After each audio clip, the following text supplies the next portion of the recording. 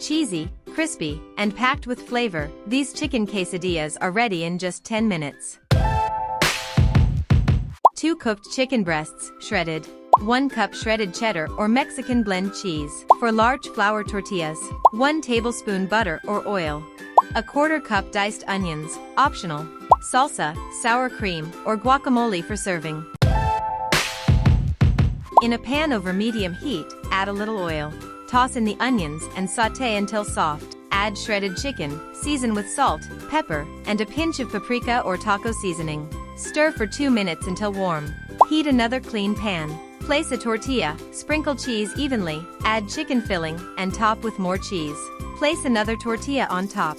Cook for 2 to 3 minutes per side until golden brown and crispy. Transfer to a cutting board, slice into wedges, and serve with salsa, sour cream, or guac. And that's it, crispy, cheesy chicken quesadillas in minutes. Perfect for lunch, dinner, or a midnight snack.